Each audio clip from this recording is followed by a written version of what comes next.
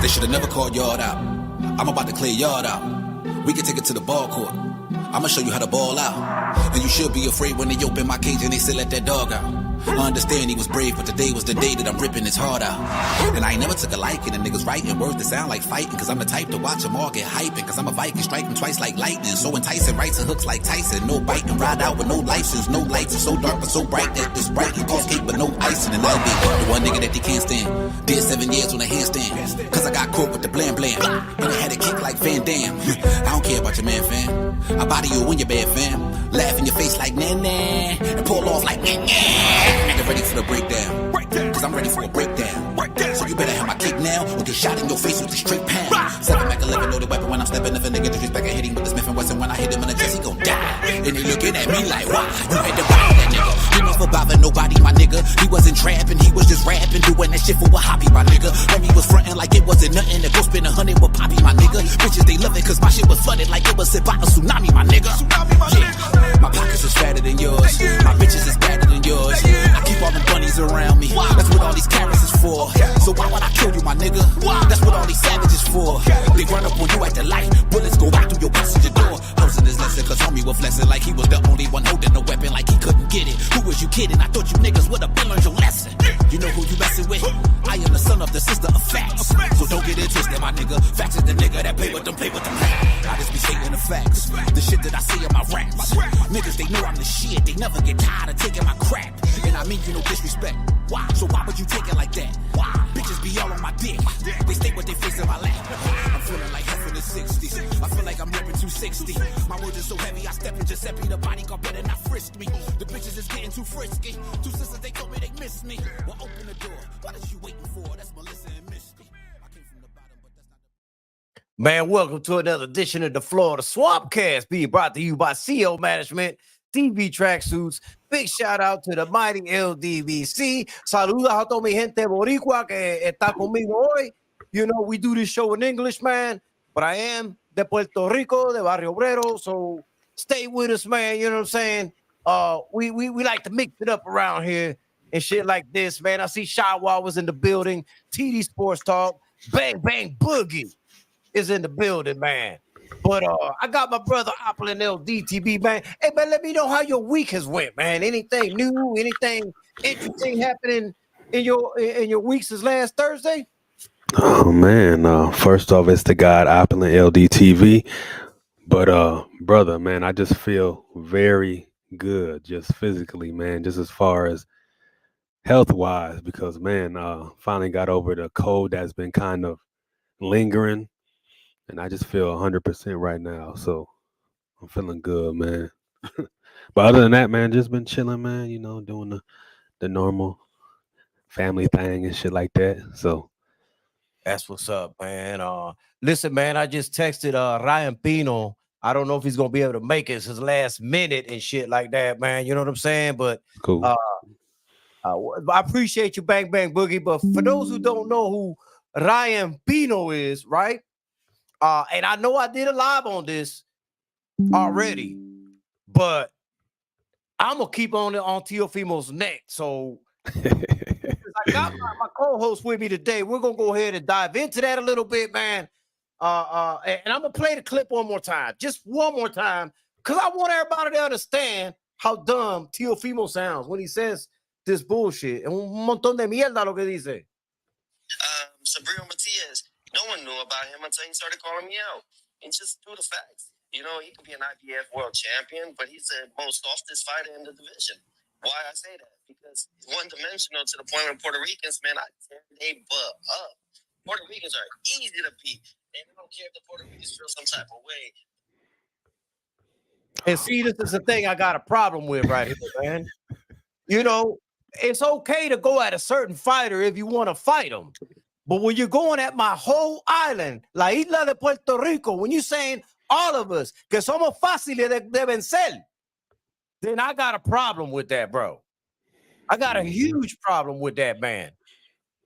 You know, but I'm going to go ahead and let Applet go ahead and give me his perspective on this. Since I already spoke on it, although I'm going to cook again. You know what I mean? But go ahead, Applet. This is a huge mistake by Tio. he should have kept it focused on the specific fighter. To bring a whole island into it, you're asking for problems. You're basically writing a check your ass can't cash.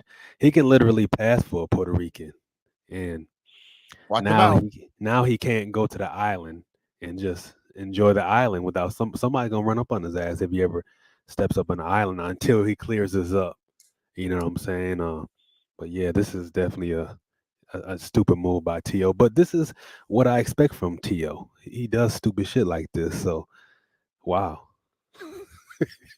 And you said something very, very important, man, because you know, I'm from Puerto Rico and I know how Puerto Rico gets down. This is, different whole world and shit, Mhm. Like, yeah, he might be a little bit safe in the United States over this way, but that man right now can't travel to Puerto Rico. He Not can't. saying that shit. He can't. He can't. I don't know if people understand this, but bro, the people from the caserío, barrio, bro, they ain't gonna let that man walk through there. Nah. You won't allow that man to walk through there, bro. And even it comes to the point of like, even if he clears it up, if he goes over there, they're gonna be like, well, we may have to just make an example out of you for playing with us like that. You know what I'm saying? So that's why it's just a stupid idea. I don't know whose idea this was. Man, he fucked up for real. Yeah, man. I mean, I don't get it, man. Like, look, I grew up in Barrio Obrero, okay? Now, Barrio Obrero, you got multiple entrances and exits and all that shit. It's different than the Caserío, because the Caserío, you got one in, one out, and shit like that. Mhm. Bro, you literally signed a death sentence, man. You can't even go visit Puerto Rico now. Telling you, he's gonna have to clear it up, and even after he clears it up, it's still most likely gonna be a green light on him. So, Well, it's gonna man, be a green light regardless. I can tell you this it's for a fact. You that's a know, beautiful island to be playing games with, man. That's fuck all thing that. is, man, he tried to clean it up in the press conference, talking about, oh man, I meant the Puerto Ricans of today, man. I wasn't talking about the ones from the 70s, 80s, and 90s. I meant this generation right here. Nah, That man, doesn't help, bro. that Because doesn't you're help at all. talking No, about us.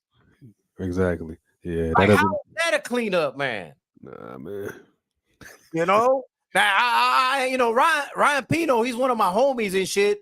He's been on the show with us before. You know who he is. Yes, sir. Yeah, for the audience, we've interviewed him here, so y'all should be Okay. familiar with him. Well, you do know, right? Since Tio saying, the Puerto Ricans are easy to beat. I whoop their ass, put them in front of me, I beat them. Well, for somebody who's never beaten a Puerto Rican ever in his life, how can he say that? Ryan Pino beat him in the amateurs. Come on. Did y'all know that? Hmm. Ryan Pino tried to fight him as a pro, like around the seventh fight of Tio's career. And he They said turned no. it down. Oh Yeah. wow, wow. I got bullets for days. They Mhm. said you need a tampon. If you don't like it, go listen. Yeah. I heard him say that. That's really not a cleanup, man. And I'm gonna tell you what's worse, man. What TD Sports Talk is talking about when there's Puerto Ricans that are actually okay with what the fuck he said. Wow, Like, really? bro, you know what? I don't think they was raised in the island, bro. That's I'm gonna say that they're New Eurekas. Oh, You know, damn, damn, look, look, I love all Puerto Ricans equally, okay? All of damn. them equally. But what I say when I say that, I don't mean it in disrespect. I mean it in a way that they weren't raised in the Puerto Rican atmosphere in Puerto Rico. So they Yeah, don't have that same mind frame as we do that grew up in the island and on the blocks down there. You understand what I'm saying? yeah. They don't have the island principles. I get it. I get Right, it. Yeah. right. And that's what I mean, man. They're still Puerto Rican to me, but Mm. just to divide it so you can understand what I'm getting. They're New Eurekans. They're raised in New York and Boston and New Jersey, and you know what I'm saying, man. Yes, sir. I mean, that's the only explanation I have for them not understanding how offensive what Teofimo Lopez did. And he's never even beaten a Puerto Rican to even say that. As a matter to the fact, while he was a pro, Janelson Figueroa was sparring with him and knocked him out. That's another Puerto Rican. Jeez. You know what I'm saying? So, again, any Puerto Rican you've been in the ring with, you ain't did shit with them.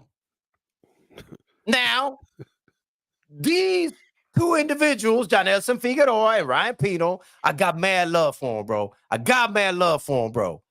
But if Tio couldn't handle those two, what the fuck makes you think he can handle Subriel, Brownie, Matias, El Orgullo del Maternillo, the monster, the boogeyman, the real killer? What makes you think he can handle him? He definitely can, but I believe he made this statement because he know for sure that he's not going to fight him. So he's like, let me get off. But in the same instance, he did offend a lot of people. And what Thomas said earlier, I think the nail in the coffin was when he said, I don't care how the Puerto Ricans feel. Like they can feel any kind of way. I don't care. Whatever. Oh man, that's the worst thing to say to any culture. But shit. That's the only explanation I got why TD Sports Talk had other Puerto Ricans just not agreeing with him, telling him he was reaching. But I just played the audio. How is that reaching? He said what he said. He said what he said, and he's got a track record of doing this, man. He's got a track record. He used the N-word before in the past. That shouldn't get a pass either. Yeah, Tio's got a couple chromosomes missing, so a lot of brain cells missing. So, and the other thing about this is he has a fight tonight with Jermaine Ortiz, who's half Dominican, half Puerto Rican. But why I say this is, why are you speaking on a community like that instead of focusing on the fight you got at hand with Jermaine Ortiz, who's not an easy out at all? Jermaine Ortiz is a better boxer than George Kambosos Jr. Yes, sir. You know, now I don't care how it happened or how it came about that Tio lost to Kambosos. The fact is, he fucking lost to him, right? Yep, and I actually had Ortiz slightly beating Loma. You know what I'm saying? It was more of a draw, but yeah, I had Ortiz winning that fight. So, yeah, and I want to address something else, man. I want to address something else because everybody was talking about the Jermaine Ortiz versus Joseph Adorno fight. I was actually ringside for that fight, Opulent. Hold on, which fight you said? Joseph Adorno versus Jermaine Ortiz. Okay, all right. The reason I bring that fight up is because it was a long time ago. It was a few years back. And people are trying to use that as a barometer of what Jermaine Ortiz is. He's gotten 10 times better since that fight. That's first of all. Second of all, the fight was a draw. Jermaine didn't lose that fight. Okay? Third of all, me being ringside watching this fight, even with the 2 knockdowns that Adorno scored, I had Jermaine Ortiz winning that fight at the end of the fight. But I knew they wasn't going to give him the decision, so I expected them to call it a draw. You know? But that fight was, man, if I look it up, it was probably 2, maybe 3 years ago. Fighters evolve. You know what I'm saying? Yeah. And you got to understand that was at 135 where Jermaine Ortiz was really, really draining himself. He was always looking like a goddamn skeleton, man, at the weigh-ins, you know? And I mentioned that the interview I did with him before it was before the Jamel Herring fight. Bro, he was so drained, he couldn't even conduct the interview good. And I had to cut it off like about 5 or 10 minutes in just to let him, you know, recover, man. Because I'm like, oh, no, I can't keep him up. I can't keep him on.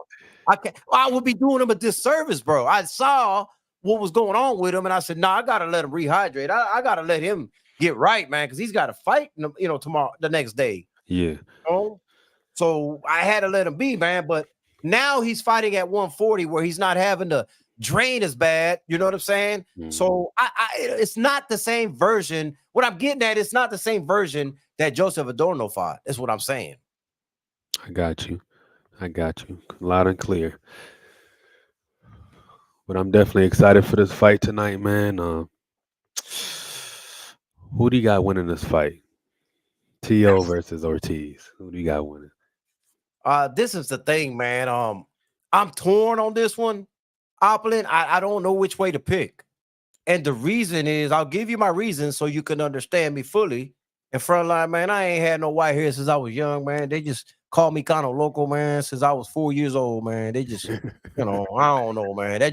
That's some shit that stuck with me, man. But anyway, man, the reason that I'm having a problem picking this fight is because Tio will have a great fight and then have a dud fight, Yes. right? Yes. Jermaine, and I don't know if at 140 this is going to happen to him. I don't know. It's the unknown, which is why I don't know how to pick. At 135, he was really running out of gas and energy the later half of that fight. I don't know if it was due to him draining himself or not.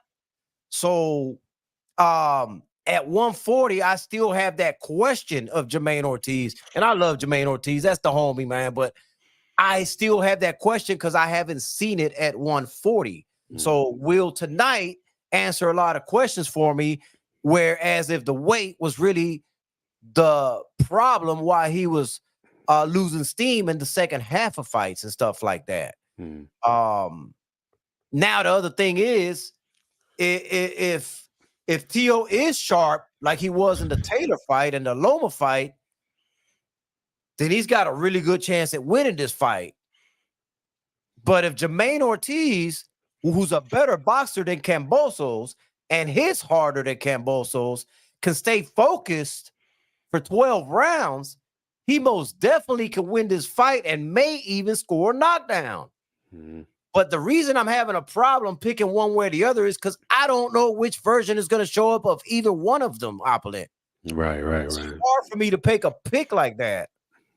So I think it's a great fight, though, man. It's a great matchmaking for sure, in my opinion, man. Okay. We also got a sniper and the co-main Cano. Yes, indeed. Jose Pedraza is fighting Keyshawn Davis tonight as well in the co-main. Damn, that's dope. That's why I'm torn with this fight, man. And I am able to make a pick. And this is probably the first time that I'm unable to make a pick because of the unknown from both sides. Opulent. Okay. But I'd like to get your take on what you see on that fight and how you got it going. I feel like with the BS that Tio has pretty much started, like you said, we don't know which Tio we're gonna get or Ortiz we're gonna get. But let's just hope Ortiz he doesn't fight with his emotions and he takes his time, and hopefully what's being said, like, it helps him focus more. And just as far as Tio, regardless of how we feel about him, we know he's a skilled fighter. But like you said, we don't know which version is going to show up. So, the super sharp Tio could show up, or the Tio that's just seems like he's just in another world could show up. So it is interesting, but I'm still going to pick Tio to win. But I do want Ortiz to win. So I just got to throw my pick out there, though. Okay, that sounds fair enough, man. And hey, man, since y'all know that I try to cover as much Puerto Rican boxing as I can, everybody knows how high I am on Brian Polaco. Brian Polaco is an individual who boxes at 154. He's the guy that I said that if he was to face Xander, both at their prime, I believe he will beat Xander Sayas. Both of them are Puerto Rican. I come to that conclusion just because of the stuff I have witnessed between both of them in the gym before. Okay. So I know it sounds crazy to a lot of people, man. And a lot of people are asking me, man, where's Brian Polaco, man? Why hasn't he fought, man? Why is he still sitting on the sidelines and et cetera, et cetera? Look, man, he was we got him out of a contract that he was in that it was just bad for him. Okay. That's the real of it now. You know, we freed up from all of that shit right now. And I'm happy to say that Brian Polanco returns to the ring February 24th. It will be en el Coliseo Samuel Sammy Rodriguez en Aguas Buenas. So he will be returning to the ring in Puerto Rico February 24th, man.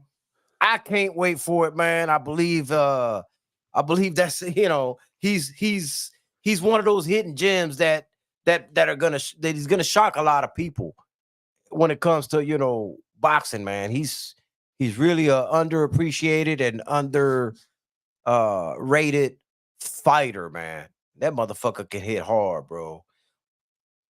Yeah, and Omar Rosario's fighting on that card too. Yep. The Figueroa, okay. Yep. It's gonna be a nice card, man, and shit like that, man. I'm happy to see that, man. That's gonna go on and stuff like that, man. But yeah, T.O., man, cut it out, man. I really meant this, Opulent. I don't know how serious people take me when I say shit like this, but I was actually raised in Puerto Rico, and I said on my live something that I'm gonna repeat again, and I don't think people understand how serious I take this shit, man. But me and Teofimo can never be in the same building together. Oh shit! He said it's on site. It's on site. It's on site, man. You gotta understand, I'm a proud Puerto Rican, man, and that shit, I took it so offensive, man, that I would have to address that shit if I see him in person, bro. I would have to, though. I would have. And just imagine, man, like he's got to deal with a lot of people with the same mentality, and the fact that he's hold on, this fights in Vegas, right? This fight's in Vegas tonight. Yeah. Okay, never mind. All right. So I mean, but yeah, Tio's just stupid, man. I mean, I would have to address that. I don't understand why people are saying that that's crazy of me, or why would you do that? And bro, I die for my shit, bro. Like I would die for my flag, bro. I die for my flag. I ride for my flag. You understand what I'm saying, man? Mm-hmm. Ain't but two things gonna happen. Either he gonna whoop my ass or I'm gonna whoop his ass. That's it. Right. That's it. Nothing else can happen. You know what? I don't even think this is what I expect that would happen. That he would just start talking, and then his dad would get in between y'all. I'll slap the shit out of his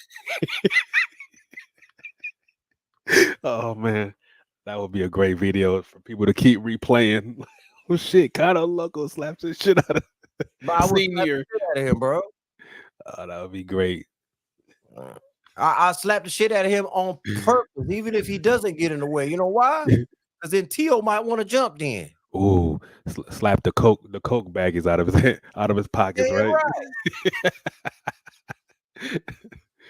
I mean, shit, bro. Hey, I'll do by any means necessary to get to him. Yeah, bang bang. I'm halfway watching as well, bang bang. I mean, this ain't nothing new. I've done it to other boxers at venues before. It's not like like I don't understand why people think I'm crazy about it, man. Like, nah, bro. This is just I'm a man, bro. We're all men. But this is what I want people to understand. We are all men. You ain't no better than me. I ain't no better than you, bro. I don't care what walk of life you in, bro. I'm gonna address shit. I'm gonna address shit like a man. We gonna be face to face. We gonna clear this up one goddamn way or another, Opulent. And that's the biggest thing, like, right? Like, as a man, you're allowed to say anything that you want to say, right? But you have to deal with the repercussions with what you say. So yeah, I don't know, man. Maybe I'm just a little different, man. The ones that had the pleasure to be at venues with me and meet me in person, like Michelangelo Turner, KG, Drew Titan, Acondo, At Reach, Queen 71. They all know, man. They all know. You've met me in person, man. Mr. Finesse has met me in person, man. They all know that I am serious about my shit, man. Everybody knows I'm serious about my shit, man. This ain't about being the Billy Badass, the big dog on the block, or none of that shit. It's just that I stand my ground, bro. I stand my ground. And I think everybody should stand their ground. And that's all that is. It's not about being the big dog on the block or nothing like that, bro. You got to stand for something. You got to stand for something, man. You know how hard we had to fight, man, just so we can get our flag, bro? Why do you think Puerto Ricans always have their flags hanging and all that, man? They used to send us to prison for flying our flag, bro. If you look back in history, Damn. you know, think of that 10-year penalty, 10-year prison term. You know what I'm saying? That's crazy. It went on for years and years and years, and look it up. Do some homework, man. There's a reason why we are real proud of our flag, man, and we're real proud of our island, and we are very prideful people, man, and we will stand our ground no matter what. As small as our island is, we will stand our ground. You know, I don't know, man. I don't know, man. What you got on your mind, though, bro? I just watched this easy knockout on this my bad. I'm kind of looking at these little fights in between. Bang, I seen Bang Bang. He spoke on a little bit. Easy KO, first round KO. This cat just got. But yeah, man. Yeah, Tio. He, like I said, he's got a lot of issues coming to him, man. You throw something out there, that energy is gonna come back tenfold. So that's why it's very important to be cautious with your tongue, unless you're ready for what's gonna come after you release whatever you're saying. So, hey, but he deserves it. So hopefully we can line something up to where you're in the same venue with him. Cause I gotta get this slap on camera. I gotta get this. I gotta short this shit. Man, you'll get 10 million views off of that shit. Right. I gotta If short not that more, I shit. might be underselling that. You definitely go get some views off of that shit, bro. Right. For real. I know Mr. Bravo wish he had his camera on, man. When I ran up on now, what was his name, man? Oh, Josue Vargas. That's who it was. Yeah. I bet Mr. Bravo wish he had his camera out then. He was like, God damn, what the fuck is going on here, man? Like, whoa. I didn't know y'all had beef, man. I didn't know there was tension between y'all. Kano, bro, chill. You know, So, like, oh. question I got: if let's just say Tio, he pretty much goes on like a apology tour, like, man, I'm sorry what I said to the Puerto Ricans.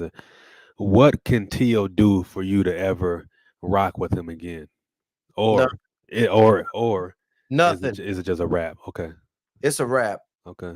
It's a wrap, bro. It's a wrap. It's a wrap. And hold on, man, because people wanna let me play something, man. Hold on.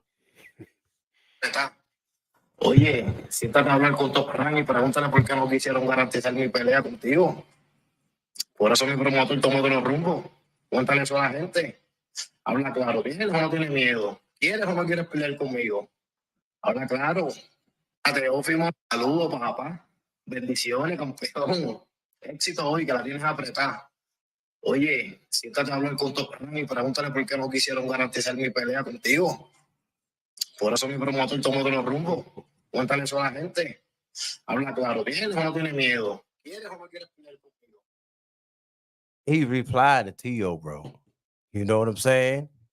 He letting them know, hey, man, you know. He said, hey, champ, you know, I know you got a tight fight tonight, man, you know. All that is good and dandy and shit like that, man. But won't you ask your promoter, Top Rank, man, why did they want to guarantee me a fight with you, man? Why they ain't want to, what's going on, man? Is it, you know, what is it? Are you scared or what's the problem, man? What's the problem, man?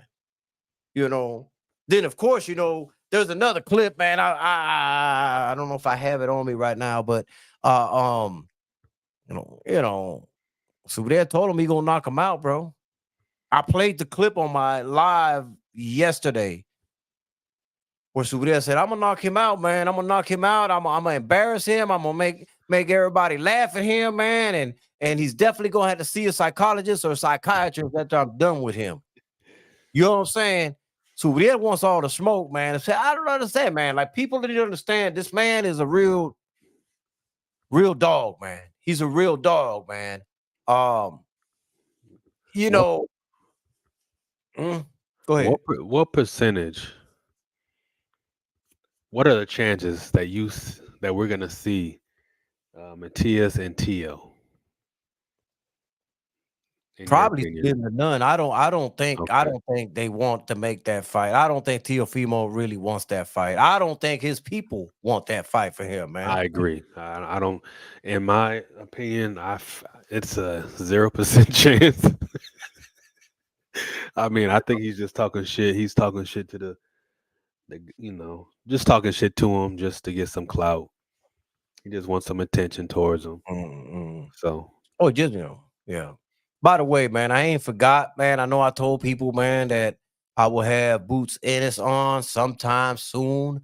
I am still in the process of hashing out a time, a date, and all that other good stuff. A lot of these things take time because of the conflicting schedules and yada yada yada, the politics and this and that. But it is still a green light.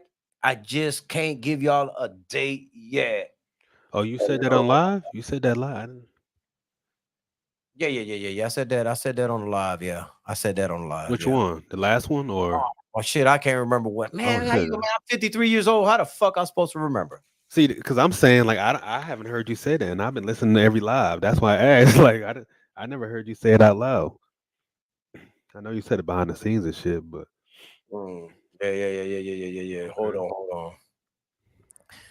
You should try to get Matias on the panel. I know he in Mexico training right now, but he takes time out to go on live. I know. I got his phone number, man. I mean, I got his phone number, man. I could call him, but that's not the thing, bro. The thing is, man, I had him on shit maybe 3 years ago and shit like that. I think we did it all in Spanish. I can't fucking remember and shit, man. But the thing about it is, if I do bring him on, it had to be all in Spanish. I'm not gonna do this translating shit, bro. I'm just gonna rock with him in Spanish. And the thing about translating, it breaks the flow of the interview. You know what I'm saying? Anytime I did the translating thing, it breaks the flow of the interview, man. And I'm like, man, I'm very particular with my shit. And I'm like, I just didn't like the way it ends. And the end project I don't like because of the way the flow gets disrupted and shit while there's being translating done and shit like that. That's just, I don't know, man. I may change my mind, but let me just sit on that for a little bit, man. Let me think on that, man. Let me think of that. If you ever been to a fight when Tio is there, what you just said is true. Tio be bopping all over the place like it helps. Yeah, hey, listen, man. He ain't gonna be doing too much bopping if I'm in the same building as him. Ain't gonna be too much bopping. Hey, you know what, Kano? Instead of really addressing Tio, I think it would just be your bet to just go smack his dad. Like, fuck Tio. Smack his dad. Make an example out of his dad because his dad is the reason he is who he is right now. So, shit, smack the creator. Hey, and his dad is close to my age, right? Right. Yeah. Yeah. Get the shit out of It his ain't gonna be dad. a fair fight, though. It ain't gonna be a fair fight. They I don't gonna know. call they gonna call child protective services on me, man, because I'm gonna beat that motherfucker like a child.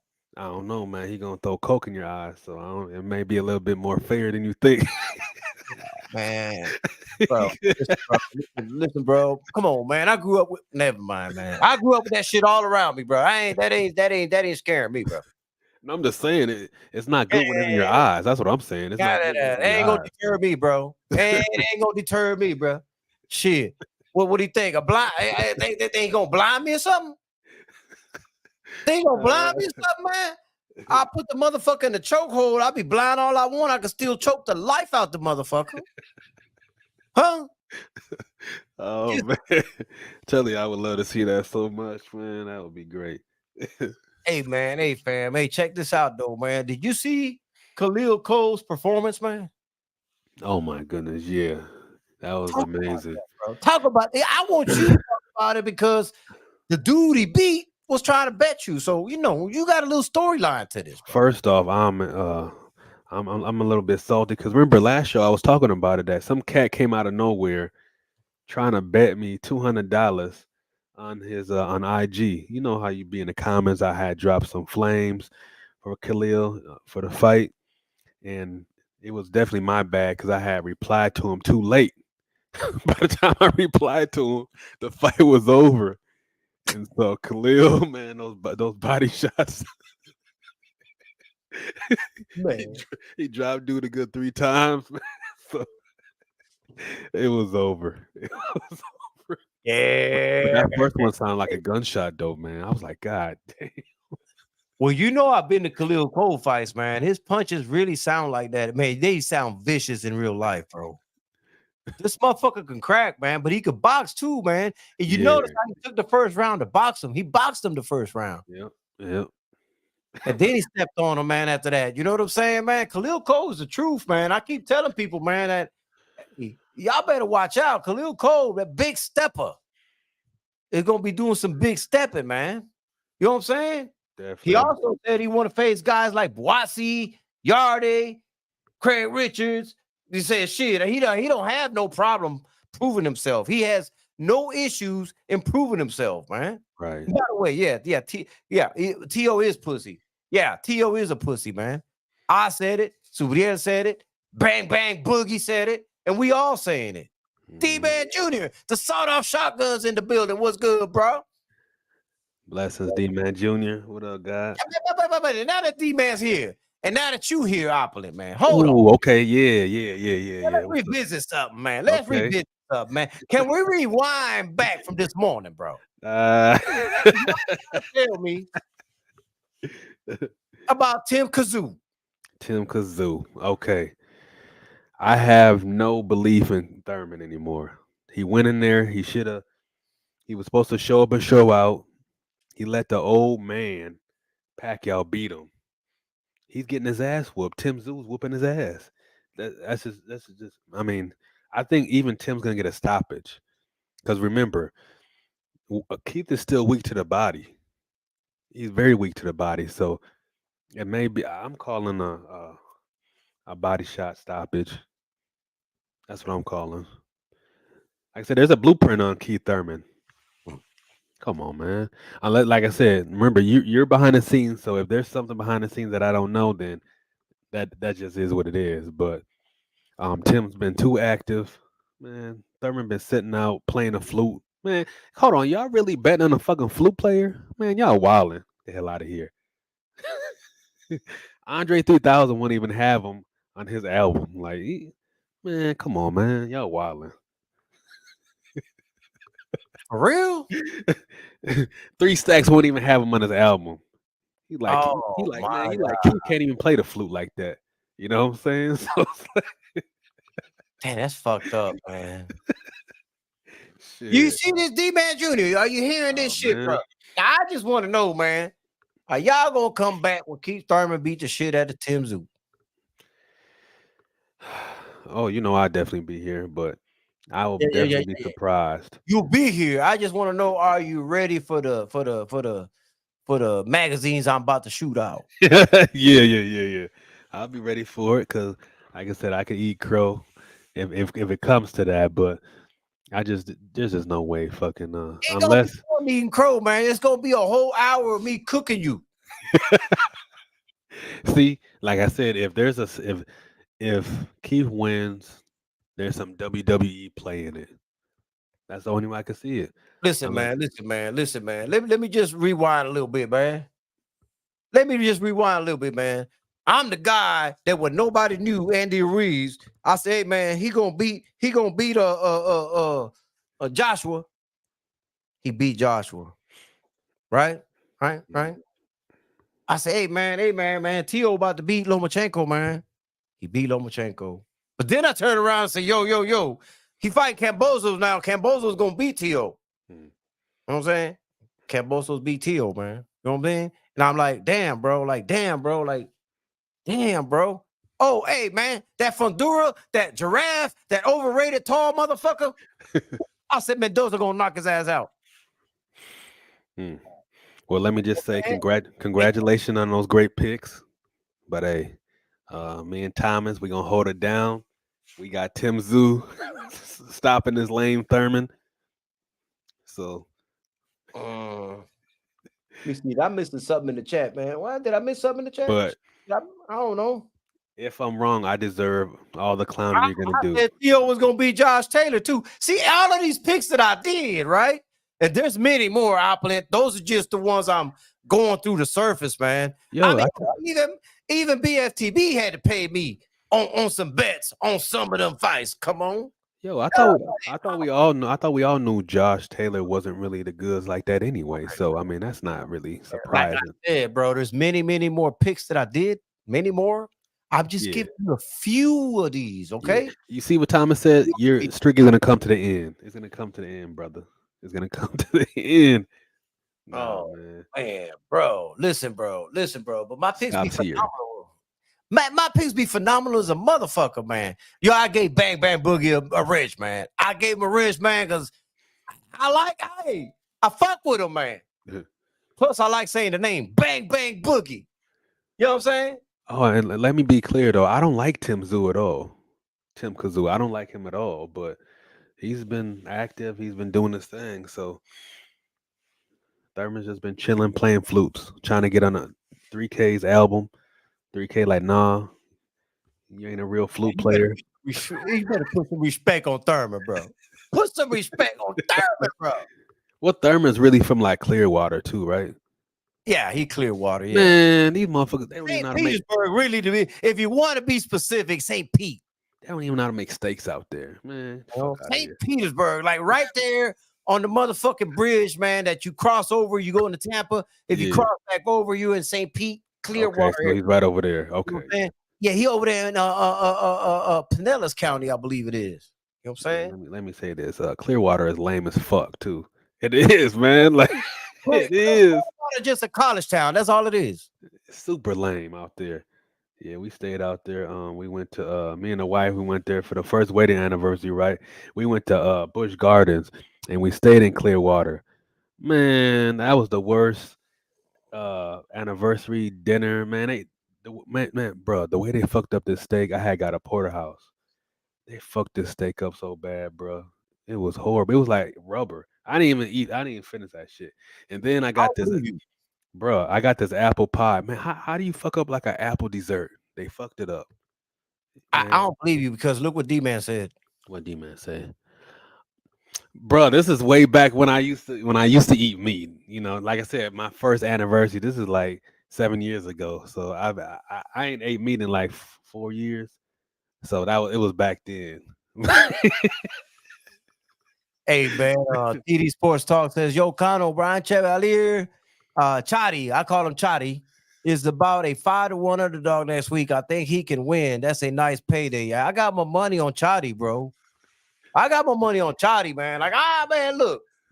I got my money on the body, man. Fuck that shit, bro. And Chadi a dog, man. Like, that motherfucker a dog, man. I know a lot of casuals don't watch people like that fight, man. But that's a phenomenally exciting fighter, bro.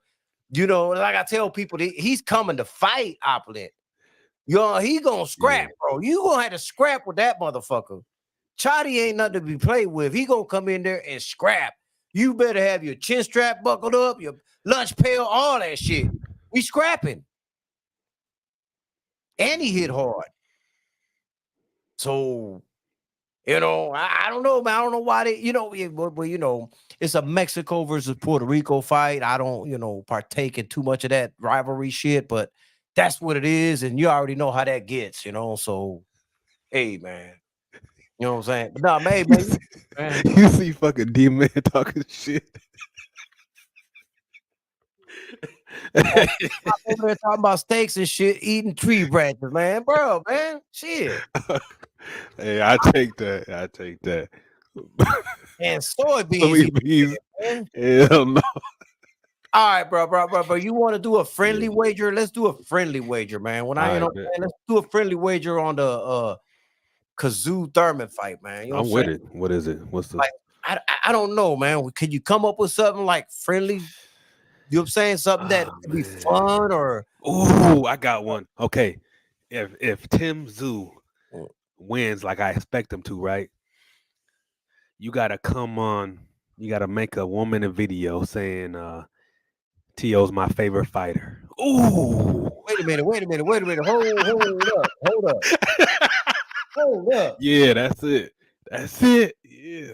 Hey, some people be listening to me, man. You pick Hitchens over Cepeda as well. Not only did I pick him, I said he was going to wash Cepeda. I picked the exact way the fight was going to happen. It was going to be a wash. And he washed him, bro. Y'all, that's not a friendly bet, bro. They'll fight. It is. Bro. See, this is the thing. Bro, I ain't making no bet like that, bro. I ain't making no bet like that. Fix my mouth. Hey Thomas, when you wager, it's got to be when you lose, right? It's got to be something that you don't want to do. So that's perfect right there. That's perfect. Nah, bro. You do not have a bet. Can y'all see Kano? T.O. I love T.O. Nope. That ain't gonna happen, bro. Not gonna happen, man. Oh fuck. No, that ain't gonna work. Nope. I'm slapping his daddy. I'm saying nope. See, that's what I want right there. That's the one I want right there. See, that's. Listen, bro. I don't care if people clip that shit. Okay. Slap him and his dad. I don't care. Y'all can clip it. Tag the motherfucker. Tag him and his daddy and his granddaddy. All of them. Tag them all. I don't care. I got a second one, Kano. When Tim Zoo flatlines Thurman, you gotta make a video. You gotta say, I love playing flutes with Thurman. All right, I could do that one. I can do that. I ain't doing the other one. Huh? I ain't doing the other one though. Okay. I'll do the flute one though. All right, there we go. You gotta I love playing flutes with Keith Thurman. You know, man. And if you lose, you gotta come up with one. What is it? Oh man, here we go. Let me see what I gotta come up with, man. Let me see, man. What was it we disagree? Whoa. I got it. Okay. I got it, bro. You gotta do a minute and a half video letting everybody know that Lil Wayne is the GOAT of all time. Oh shit. Of all time. Oh my goodness. Damn, that's rough. I don't know. You gotta make it sound good too. Damn. Do we have the friendly bet or not? Hey, I'm with it. I'm standing 10 toes down. I believe in Tim Zoo. You can't even imagine yourself fixing your mouth to say Lil Wayne is the greatest of all time, can you? That's tough. That's tough, ain't it? Yeah, yeah. You know that I love the way Keith Thurman plays the flute. That's gonna be tough too. Hey, hold on.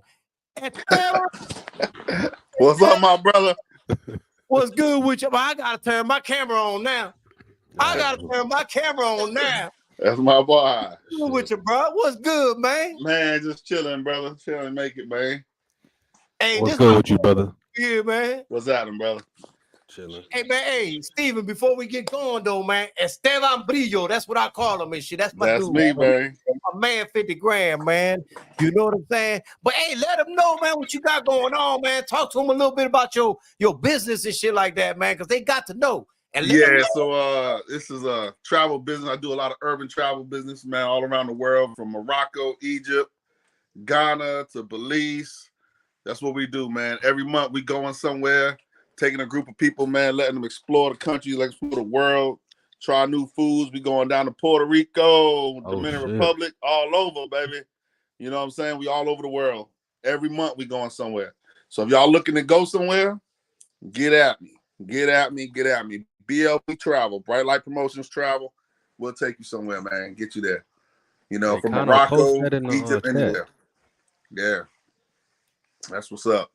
Man. I know you got some questions for my brother, man. I know you got some questions for my brother. You know, that motherfucker want to know about my military life. He want to know if it's real. Y'all First want to know off, about that dude, that military dude right there? I Yeah. guess my first question though is so people go through you, right, and they give travel packages, and y'all go to different parts of the world. So most travel agents, you know, they it's a little different from what I do. I'm more like a travel concierge compared to a travel agent. A travel agent, they're gonna send, like, say you and your wife, your kids, mom, anybody want to go on a family trip or whatever. They're gonna go get your information. Hey, where you want to go? I want to go to Jamaica. How many people? 10 people. We want to do these type of excursions. They're gonna do that. They're gonna send you to a certain hotel. You're going to get there, and 9 times out of 10, you're probably going to enjoy your vacation. But if there's 1% of something going wrong, say one of your kids or your mom's name's not on the reservation, you got to call that agent, try to find them wherever they're at in the world. You got to stop whatever they're doing, and hopefully they'll have the time to fix whatever you need. My situation is totally different. 9 times out of 10, I'm lying. 10 times out of 10, I'm on the trip with you, and I organized everything from picking you up, getting you to your hotel, to whatever excursion. If you need an iron in your room because you know, a curling iron or whatever, your lady needs this, that, or other, you're gonna call me 10 times out of 10 and say, hey Steve, this my room don't have this. Can I get it? And that's what I'm there to make sure everything works so smooth as you need it, so that you don't have no problems. You know what I'm saying? That's super dope. Yeah. So, you know, it's like you really on a vacation when you're on one of my trips. You don't have to worry about, hey, do I have to be up in the morning? I'm going to have your itinerary ready, tell you what time, let you know what we eating tomorrow, what restaurants we going to. We going to do a lobster dinner in Puerto Rico. We doing whatever. It's there. You know what I'm saying? We doing the scooters all around. We going to Bayamon, whatever. We going. You know what I mean? Hey, if we going to the El Duque out there, we there. You know what I'm saying? Hey, man, I know you got the Facebook, so I if anybody wants to know what the Facebook is, I'll give it to you. But do you got it on IG as well? I do have it on IG. It's BLP_travel. BLP. Boats, land, plane, _travel. BLP_travel. You check out my IG. My website is blptravel.com. My Instagram is my Facebook, Stephen Bright or Bright Light Promotions. We get you there. I'm telling you, we go somewhere every month. Last year we went to Morocco. We go Belize every year. Once because it's super close to the United States, 2 hours away from Houston, 2 hours away from Fort Lauderdale, Miami area. They speak English. It's easy to understand the money. A lot of people go to places and they don't. Man, I don't know what I'm doing with this money. It's very, very easy. You know what I'm saying? And they love you and they want you to come out there. So that's why I go to Belize every year, and it's very welcoming. You know. So how long you been at it though with doing that? Like, I've been doing this since about 2009. You know what I'm saying? My first big trip was to South Padre, Texas. It's right down south of Houston, right on the border. I did a breast cancer awareness event. I had about 370 people come down from Houston, San Antonio, Dallas, and we went down there.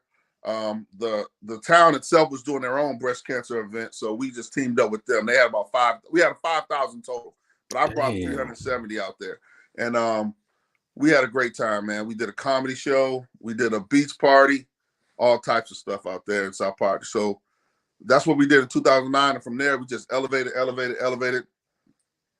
So now we're doing one every month. We're going somewhere every month of the year. So if you got somewhere in you wanted to get to, if we're not going there this year, you tell me and we'll be there next year. You know what I'm saying? And we have monthly payments, low down payment. You can put $400 down. Some of the trips that are not as expensive, you can put $250 down and make your monthly payments. You know what I'm saying? Small payment, $100, $150, $200, whatever's going to take. You know what I'm saying? We'll get all the information you need. If you need a passport, we can help you get that. If you need your visa, we let you know about what shots you need. If you're going somewhere like, say, Ghana or South Africa or whatever, we done been to all those places already. Egypt, we done been to Egypt about 3 times. You know what I'm saying? Though. Yeah. Hell Morocco. I just I just want to say something. I've known this man. He's like my blood brother to me. Yeah. So For a long time. For a long time. this man Over right 25 here, years. Over 25 years. over 25 years. Yeah. This Yeah, man that's my dude. is legit and he's solid and he means what he says and he does what he says he's gonna do. Yeah. That's why I tell people, you know, my motto is let's do good business. If not, let's not do no business. You know what I'm saying? I'd rather do good business instead of somebody being shady, somebody trying to get over, somebody trying to be slick. It's not that serious. Let's just do good business, make it right, and do right. You know what I'm saying? Our motto is come as strangers, leave as friends. So you come as a stranger with a group of people, we all gonna leave as friends. I mean, I done had trips with hundreds of people where I actually had a trip to Morocco. It was 40 ladies and 2 guys. And all those ladies, none of them pretty much knew each other. You know what I'm saying? But at the end of the trip, it was like, hey, let's team up and do this, team up, have a battle buddy, and everybody, and they still in the group talking, and they've been on other trips together with new people that they met. You know what I'm saying? Dope. Yeah. Super dope. That's what we do. So yeah, let's talk about your service though. What made you get into the Army yourself? Good question. Great question. So I'm from Boston originally, and Beantown. They nice. Hold on, I got a question for you real quick before you get into it. I'm originally from Minnesota. Hold up. That's Evelyn Street off the Bluey, goddammit. Blue Hill, baby. I know everybody knows about Blue Hill. Exactly. That's where I'm from. Okay. All right, go ahead, man. Yeah, okay. I live in Miami right now, right? But I'm from Minnesota, right? And Kevin Garnett said Boston is the most racist city he's been in to play basketball. So I can say this. You know, there's racists everywhere, and some places are probably more than others. You know what I'm saying? Okay. I mean, look at y'all governor. Somebody might say down in Florida, the governor down there is racist. So somebody that's not intelligent might be thinking the whole state is like that. But I'm sure it's not. But wait a minute. Where was I living at when I was in Boston? Was it not an all-black neighborhood? All black neighborhood, but that's God. my brother, so he's good. He got an international passport. He's good everywhere he goes. You know what I'm saying? He's gonna stick to the script and be good wherever he's at.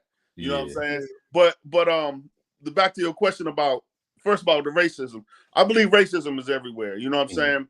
It's just about if you go in that area or if you go in that you know that environment. You know what I'm saying? Now, as far as our sports in Boston, they very, very, very passionate about their sports. And, you know, I grew up in Boston and I'm a Celtics fan to the core. I got it on my wall, as you can see, it's nothing but Patriots jerseys and my man cave. But if the Celtics lost and I got on the train, yeah, it might be like, and I'm a Celtics fan. You know what I'm saying? I'm talking about in the 80s where I'm rooting for Bird and Magic Johnson and boys came through and beat us. You know, they might be looking at me like I'm Magic Johnson, but that's in the 80s. You know what I'm saying? Yeah. But and I had to live with that. But I'm like I said, diehard Celtics fan, diehard Patriots fan, Bruins, Red Sox, diehard. You know what I'm saying, to the core.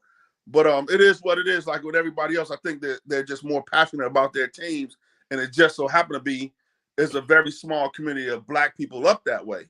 Okay. You know what I mean? Compared to, you know, if you go to Jacksonville or to Orlando or Miami, there's a lot of areas where it's more urban communities. You know what I'm saying? Yeah. But back to the question about why I joined the military. What happened was, you know, I got out of high school and I was just like saying to myself, I wasn't going to be sitting on the corner on the block just doing nothing. You know what I mean? Just being like everybody else, trying to figure out what you want to do. And I tell a lot of people, you know, as youngsters, you know, it's okay not to know what you want to do. It's just you got to be doing something positive so you don't get in trouble because they got a place for you if you want to follow trouble. Trail spill. Yeah. So one of my best friends, he had joined the Army.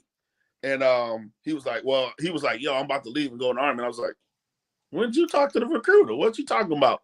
He's like, man, I'm leaving. I got to get up out of here. I can't, like I was saying, I can't do this for the rest of my life. Just sit on the corner, you know what I'm saying, not knowing what we was going to do. So he joined. 2 months later, I joined. I did 20 years. He did like 8 years. You know what I mean? Okay. But it was the best thing that ever happened to me, you know, for me to join the Army. You know what I'm saying? Because like I said, it was stuck on the treadmill, not knowing what I was going to do in life at that time. You know what I'm saying? You know, Plus, just I'm hanging sure, out and chilling. especially this is definitely a great opportunity for people in urban areas to get out of those areas and Yeah, really see the world. You know what I'm saying? exactly. You know, you So, with anything in life, you know what I'm saying? I feel like you just got to take advantage of whatever the opportunity is and not let it take advantage of you. You know what I'm right. saying? Whether it's, you know, you want to go to college or whether you want to join the army. You know, army's not for everybody. College is not for everybody. You know, nowadays you can go be a rap star that fast and just, or, you know, NBA or whatever you're trying to do without going to college. But you got to be dedicated and let that opportunity happen if that's what you are focused on. You know what I mean? Mm-hmm. Steven, you already know me, man, but you know, and everybody's experience is different, man. But you know, my stance always was, you know, that the army was legalized slavery to me. Oh yeah, it is. It's like You know, that with a little bit of everything. You know what I'm saying? Just like going to college. You know, and then they give you a damn loan and tell you to pay it back and all this other crazy stuff. You know, that's a lot of long thing. But you know, but you're right. You know, to a point it is. But you, like I said, you got to use it for what it is. My son's in there. Your son in there. You know what I'm saying? You got to do what he got to do. You know what I'm saying? My son's already out, bro. My son Well, I'm got. just saying he took that route to better himself, to do what he had to do, and got whatever he got to get out of it. You know what I'm saying? I'm still looking for Mr. Carter. Any information on Mr. Carter? Nah, no information on that dude. Cause you know I don't forget shit, bro. Now, how long ago was that? Hey, bro. Hey. Hold on, you got to tell us the backstory of Mr. Carter. We don't. Hey, What that's what I happened was with about Mr. to Carter? tell you, bro. Okay. You don't even know who you got on your podcast, man. Let me tell you that. I'm gonna tell you like that. You don't know who you got on your podcast, bro. You don't know who podcast this is. That's my boy. Loco. Kano Loco for real. Huh? How long ago was it? And I still got it on my like I mind, said, bro. my son 26, 25. So shit, 25 years ago we was in Alaska, bro. I ain't forgave 25 that years shit, ago we was in Alaska. and I still ain't forgave that shit. I still feel the same today. If I Yeah. catch that motherfucker, it's on site. Yeah. 25 years ago we was in Alaska, bro. That's crazy. Yeah. I got another quick question. Did y'all see the Northern Lights? Oh yeah, that's there. Damn. You're gonna My see wife that wanna see that. in the wintertime from, I would say, like don't quote me, but somewhere like around September, October time when it started getting dark, like full 24-hour dark time, all the way to about March, you're gonna see him, you know, just out there in the middle of the night. You're gonna go outside and he's gonna be hovering up, or you go somewhere in the field where it's clear at. You know, it's gonna be hovering up, them green lights, red, yellow. So y'all done seen it so much to where it ain't shit to y'all then, right? No, it's something to see at first, but then after a while, yeah, like you said, it's just like, you know. You know where we spend our time? I'm gonna tell you where we spend our time. I spend my time in Esteban's garage. In my garage, getting it in. Taking everybody's money on that turntable, goddammit. Hey, so let me tell you. So, hey, I was dude that had like all the gambling parties and stuff. Okay, all right. So bet, everybody, all right. you know, mind you, it's minus 10, 20, 30 degrees. Shit. So where I lived at, I had a heated garage. Okay. So I would have a lot of people come by the house. We have little parties, and they come by the house, and we playing cards, blackjack, tonk, poker. Poker wasn't real heavy back then like it is now, but we was playing it. And the thing about it though is the daylight or the nighttime will go by so long. Like it could be daylight for 24 hours, it could be nighttime for 24 hours. So you lose sense of time like you do in a casino. Yeah. You know what I'm saying? How they say there's no windows in the casino. Yeah, Imagine you sit in the garage and you just losing your money or you winning. Hey, let me go to ATM, you know, get my money, come on back. And we was in there getting it in for 2-3 days straight, man. Damn. I was raping them motherfuckers. And he was getting them. Hey, but he like to get on them dice too, though. So yeah. Hey, what I had on my lap? I don't play them dice like that, man. But he want to get on them dice. I had that strap on my lap. He did have that strap on his lap, bro. He would have that strap on his lap, bro. Hey, one thing I tell you about my brother right there is no need. Whatever he told you, he ain't lied about it. I promise you. I promise you. If he told you, hey, one time we had them. many dogs you had at your house? Like 5 pit bulls at one time, bro. Yeah, yep. Big ass pit bulls, man. We like, hold up, we ain't going over there.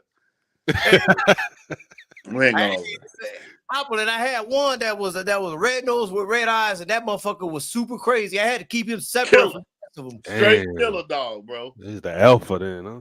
Yeah, that Man. motherfucker there, man. He was just a go. That's it, bro. Hey, I could tell the motherfucker, man, to go flatten the tire. That motherfucker would run to that car and flatten the fucking tire, bro. Gotta get on him, man. So did you Yeah. actually get to watch him in action on a person? The dog? Yeah. I'm talking about the you red know, nose dog. when he got him with he training them, not like he just like Okay. was in a aggressive Situation. attack mode. Okay. But bro, he had some Nobody ever pit came to bulls my though, house man. with You kept a pit bull at that house. Yeah. Nobody came to my house with them intentions anyway. It wasn't no Okay. need. Yeah. Nobody, yeah. Okay. You know. But Yeah, I was man, that was some time. I forgot about you had all them damn pit bulls, bro. Yeah, man. I've had dogs all my life, man, and shit, man. You want to ask him anything about my military time with him? Go for it, bro. Yeah. My first, before I get into that, I want to ask about how was your first reaction to actually coming into the military, like going to boot camp and all that shit. Like how was your reaction to that? I mean, to me, it was like, with anything, I'm a people person, so I kind of like try to adapt to whoever was going to be my clique or whatever. You know what I'm saying? That's kind of what you got to do. And then at the same time, I was more of a little older, so I was more. My mind state was whatever they saying, however aggression they putting out as far as the drill sergeants, it's not real. The intentions is not real. Like they're not really there to hurt you. You know what I mean? That's my mind state was told as someone told me before I got there. They're gonna yell, get at everybody. They're gonna make you do push-ups. They're gonna make you do whatever, but they're not there to physically hurt you or whatever. So it is what it is. So yes, you do get that culture shock when they tell you get off that bus, get your stuff, do some push-ups, get down, pick your stuff up, go over there, run over there. They're yelling and they get up, do some push-ups here. You know what I'm saying? It is what it is. It does it to everybody. But the reason they do that is for, you got everybody from different places. Like you just said, you from Minnesota. But then, you being from Minnesota, you're totally different from somebody from South Beach, Miami, right? Yeah, yes, sir. Yes, somebody from Little Haiti, right? Mm-hmm. Yeah. But now imagine all y'all got to go to one job. But I got to talk to all y'all. But you from Minnesota, you might be more cool with dealing with people of other races and stuff like that. Because you from Minnesota. Mm-hmm. We're used to it, yeah. People from Little Haiti, maybe just dealing with Haitians. Mm-hmm. People from, that's facts. I don't know. I'm just saying, I don't know about Miami like that. I'm just using, Yeah. People from across that bridge from somewhere else, maybe just used to Cubans down there. Yeah. You know what I'm saying? But once you get them in that type of environment, you break all that shit down by yelling at everybody, and you put a culture shock. And then next everybody got to conform because we all one team. Mm-hmm. Yeah, that was a great example. So I guess this is for both of y'all. How did you guys not laugh at being yelled at? Because my first kind of reaction to shit like that, I would be laughing like a motherfucker. And I know I would be doing all types of push-ups, but how did you guys not laugh in their faces? I did. Yeah, see, so like someone like him, he would laugh. And I could see that. Even though we didn't go there together, I could see that because once we got to in Alaska, that was his mentality. And the same thing, like I said, you have people like that would laugh or whatever. But if you got an asshole drill sergeant, they're gonna be like, okay, you want to laugh? Everybody else do push-ups while this dude want to laugh and whatever. You know what I'm saying? And vice versa. They playing the game and they getting this. You know what I'm saying? Getting us more in trouble, if you want to say, or what it is. But his mind, the drill sergeant's mind, is he breaking you down because after a while, everybody else is going to try to conform this one kid, to do right for everybody else. Mm-hmm. You know what I'm saying? Well, the drill sergeant told me at the end of basic training, Opulent, he said, I tried to kill you, but you wouldn't die. I swear to God, that was his words. Right before I went there, I didn't give a fuck, man. I didn't give a damn if everybody got mad that I got everybody in trouble because none of them could whoop my ass, so I didn't give a fuck. Hey, he ain't lying though. I'm sure he ain't lying because that's how it was in Alaska. Like, man, and he had a quick to be walk away. Man, fuck you. That's his thing. That's man, just fuck like, you. that's it. Go ahead and put your hand up like you do. Man, fuck you. Man. Do you remember? Trying to write me up, man. I took the write up, I crumpled it and threw it at him. Yeah. Oh, shit. That was in Alaska too. I thought was that Sergeant? That might have been Carter. That might have been Carter. So do you remember the day that you ran into this crazy mofo right here? I can't say the day, but I remember, I mean, we just clicked up. As soon as he got there and, you know, it was clicked up. We was tight. So you were already there before him? Or I think I was there before you. I think I left before you. Yeah. Yeah, I was there before you. You was. Then I got my housing right down the street from you. Yeah, he lived around the corner. Like, literally walk. Like, if I walk to my mailbox and you walk to his mailbox, we meeting right there in the middle. Like that. Okay. Yeah, straight like that. I don't remember how it was, man, but all I can say is real recognize real. Real recognize real. Yeah. You know, because it wasn't like a specific moment. It's just like click. Mm-hmm. You know, and after that, bro, you couldn't tell us shit. Yeah, just keep people, you know, you're gonna realize who's solid, who not, who playing, who acting like they cool, but they just really playing. And people that, you know, you can meet somebody that say they from the hood, but they not really from the hood, or you know what I'm saying, and not saying nothing wrong with somebody that's not from the hood, right? But when you got people that when you start you talk a certain language, you know what they talking about. Exactly. You know what I mean? It's like if I was tell you, man, I remember when my uncle used to come home with the clothes from the boosters and and I used to get my clothes and pick them out. Man, I don't even remember going school shopping, but I remember my uncle used to come home with a bag full of clothes and the booster had it, and someone be like, "What's a booster?" We in two different circles. Right, you know right. You talking a different language, right? He talking a different language. Yeah, you know what I'm saying? We ain't even in the same library, man. Go on over there. We're in the same library. Yeah, exactly. That's that simple. You know what I mean? Yeah, you know? yeah. So we clicked up right away, man, and shit like that, man. And honestly, man, I would never let nobody talk behind his back either. While we was in the military, I would go over there and tell him, hey, man, I had to check this motherfucker, man. This motherfucker talking this bullshit over here. He don't know you, my boy, bro. Like, right. You know what I'm saying? I was always solid. I was always, man, that's my dude, bro. That's my brother, man. And what's so crazy about it, right? And then when I left Fort Benning, left there, when I went to Fort Benning, he was right there in Phoenix City, boy. Yep, the Kool-Aid. The Kool-Aid, boy. Cross the bridge, baby. Yeah, he's right down the street from me right there. So, and it just happened, you know, him and his mom, his brother, everybody. So it was like, let's get it. You know what I mean? Boston. Yep. Oh, then he went to Boston.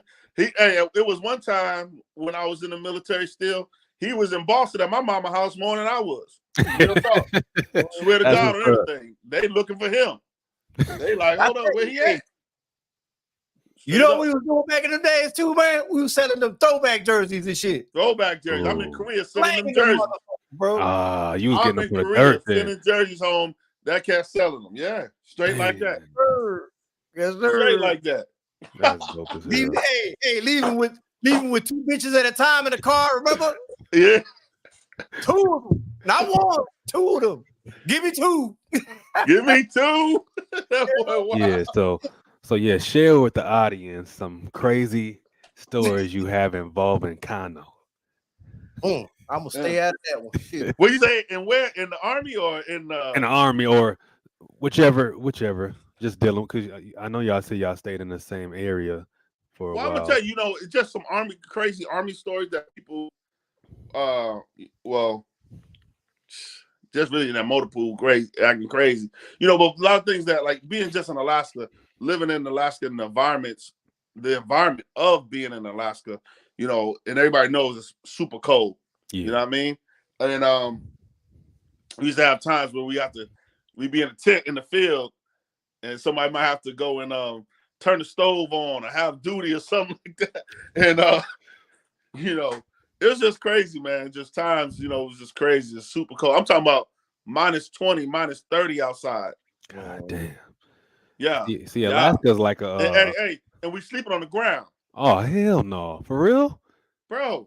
Damn. Bro, one thing about me, I ain't gonna lie or hesitate. I got asthma, bro. I ain't gonna waste my breath. You heard me? Shoot, if I tell you something, I'm telling you I did it, bro. Damn. -30, we in the sleeping in the tent on the ground. All that sleeping bag, a little push pad. Yeah, I will say this, man. I don't know how the hell they ain't kicked me out the army, man. With all, I didn't take shit from none of them motherfuckers, bro. Yeah, none of them, bro. He was a wild one, bro. He was a wild one.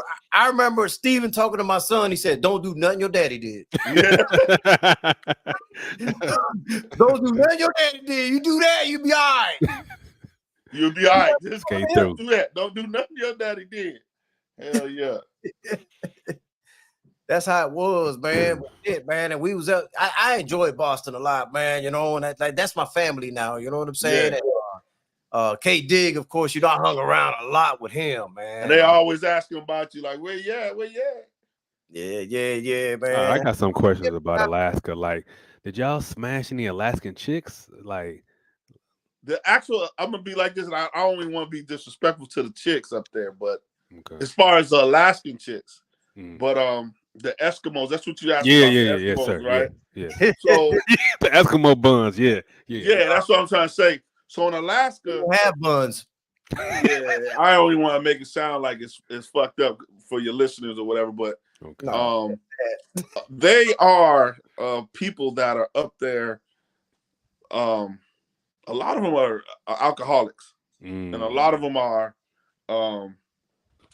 There's not a lot of Alaskans, if a lot of Eskimos, if that makes sense, and they are in their own community.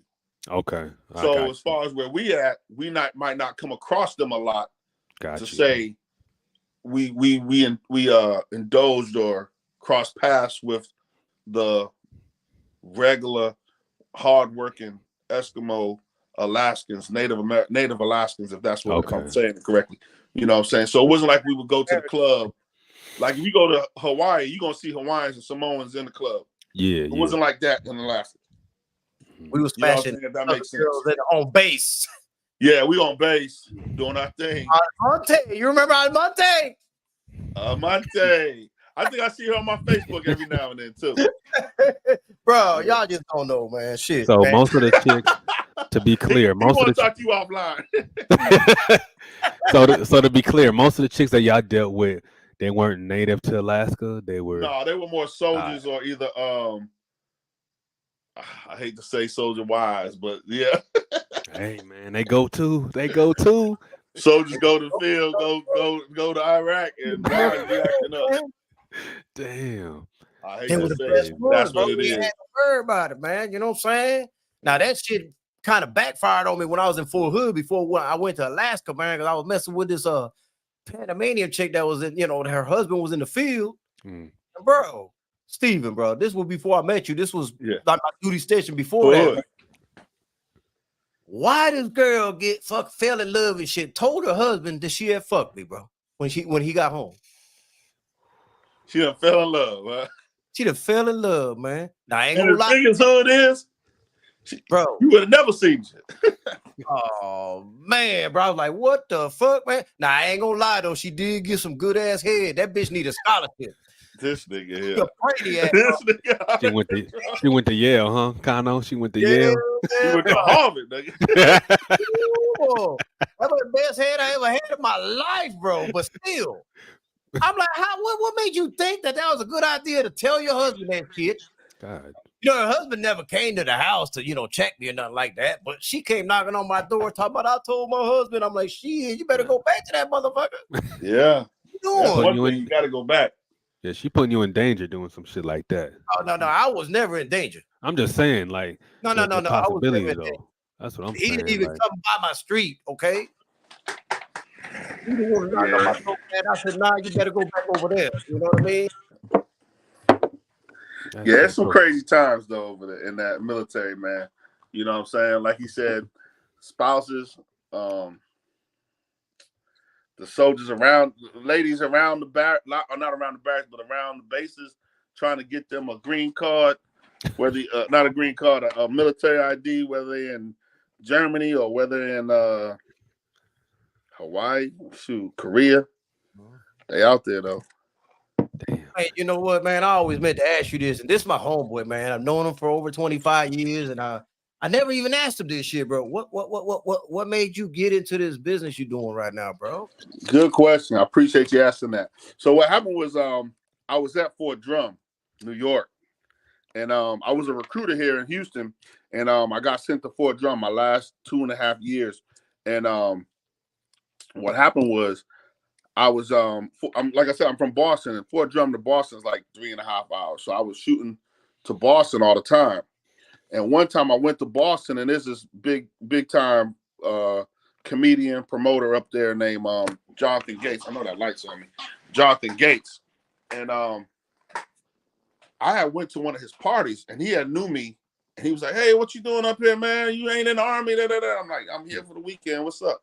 He said, "Man, where you at?" I told him, "Drum, New York." And he was like, "You got to get me out there to do something for them soldiers, a comedy show." I was like, "Man, what the hell are you talking about? A comedy show? I don't know nothing about no comics, no promo, nothing." You know what I'm saying? So he was like, "You got to come on up here." Da, da, da, da. And I mean, get me out there. And I was like, "All right, I'll figure it out." He was like, "No, call me on Monday. I'm gonna show you what you got to do." So I was like, "All right." He came out there. He showed me how to get the flyers done. He showed me who to talk to, the MWR. And next, I started doing these promo comedian events for the soldiers coming back from Afghanistan with the MWR. So, and it just happened like that, bro. It's like I asked God, "Okay, I'm about to get out. I need to know what I'm doing next." And it's like I promise you, it's like I was talking to God. He was like, "This is what you about to do." So it came challenging, but it was so easy. You know what I'm saying? It was challenging, but it was easy, and it happened. And it just like I did like 5 shows up there in like a year and a half. Did like maybe like 5 or 6 shows, comedy shows. Then it was time for me to get out, and then that's when I came back to Houston. I did I actually followed his blueprint on how to do the breast cancer event to that place I was telling you about, South Padre, Texas. Mm-hmm. And I actually had him come down and be one of my comics for the thing. I mean, I had to show him the love and paid for him to come down and do his thing. He killed it. And ever since then, I just been off running, man. Just running. Every year doing events, doing something, doing a pool party,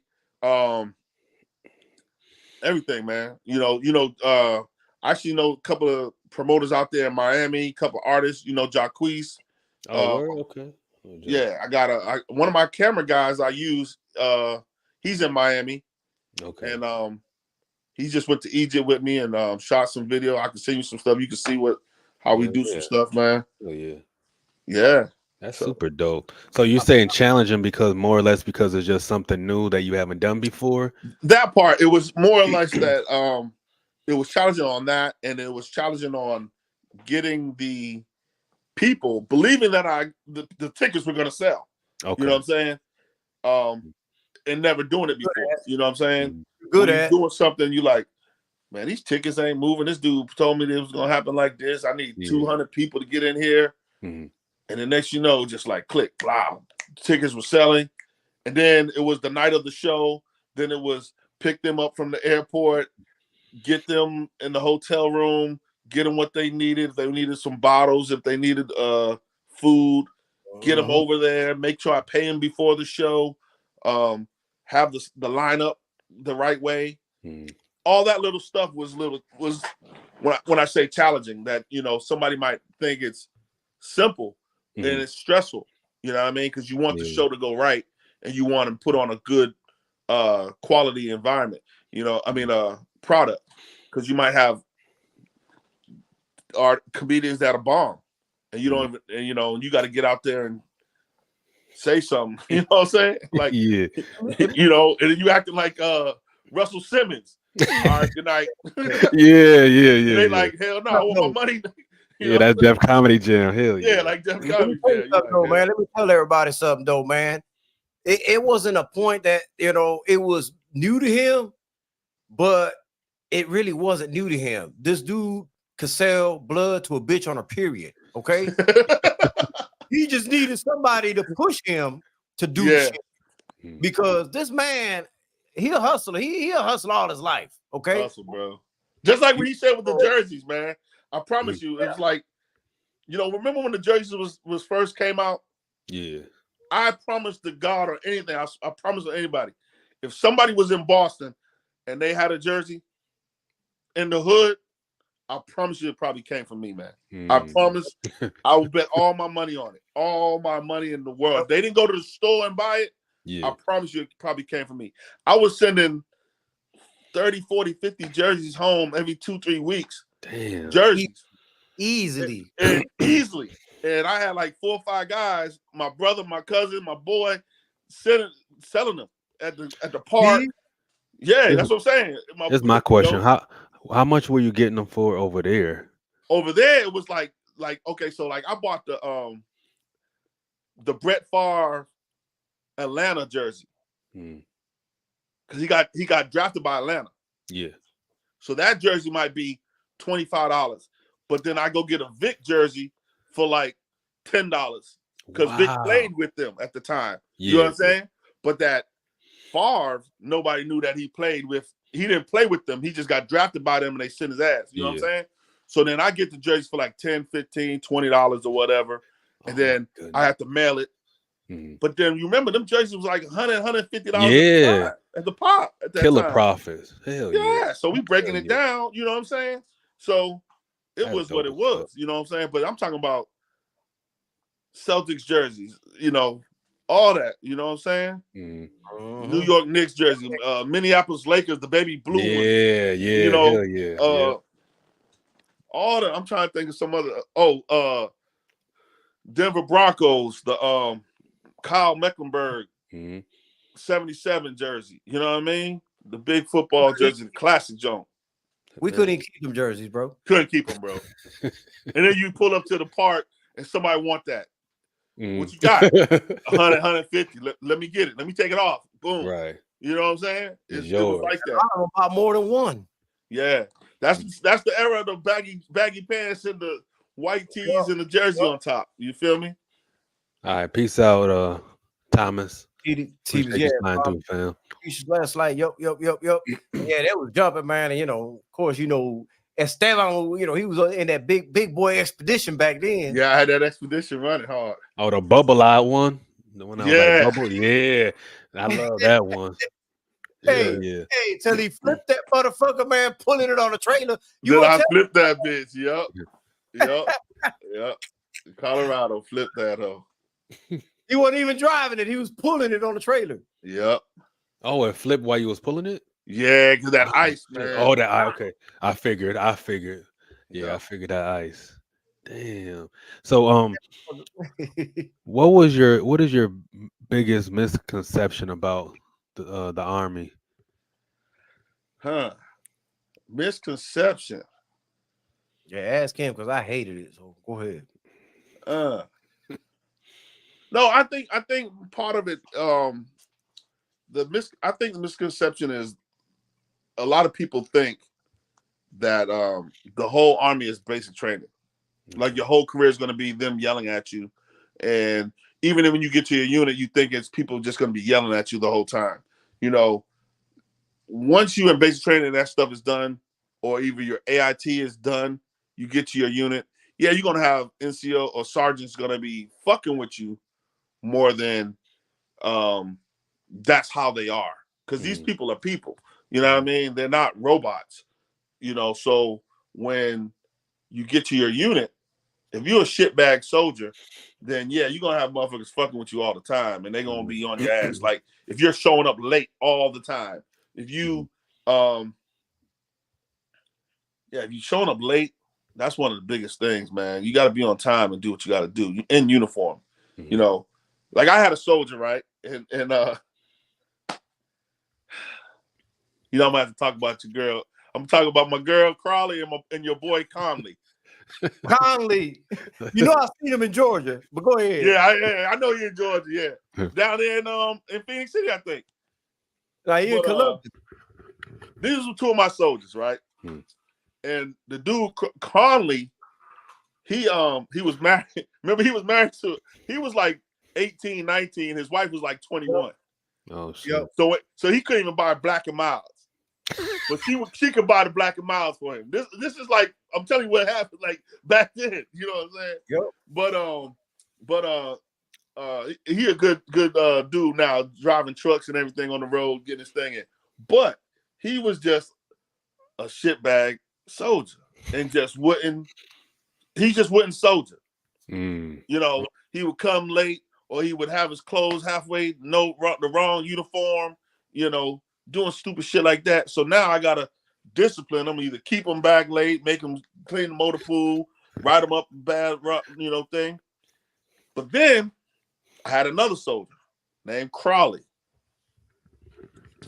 She was a single female with about 5 kids. Oh my goodness. And her grandmother was this was the craziest shit. Her grandmother was her dependent, but she was also her caregiver for her kids, or her what do you call it? You know what I'm talking about? The person that was supposed to watch her kids. Yeah. Like I know what you're talking this is about. her dependent. So her grandmother's like really sick. So some days she couldn't watch her. So she would always come up with some bullshit every day that she couldn't come to work. Damn. Remember that? Yeah, you remember that? I remember. Every day it was like at least twice a week. It was she was either show up late because her grandmother was sick, or somebody she couldn't get them kids off to school or whatever, or she had to leave early from the motor pool while all of us soldiering in the motor pool working. She had to leave to go get her kids out of the school. Wow. So all the male soldiers that was working, they like, man, you just motherfucking let her just do it. My wife at the time used to say this shit too, because one thing I will say, she was a looker. Okay. All right or wrong? Yeah. Yep. Light skin, got the gold fang teeth. Okay. From Florida. She from Florida, somewhere down there. Tattoos all over. Long, wavy Puerto Rican looking hair, but she wasn't Puerto Rican. Right or wrong? Yeah. Right. She lived right next door to you, didn't she? Yeah, she could get it.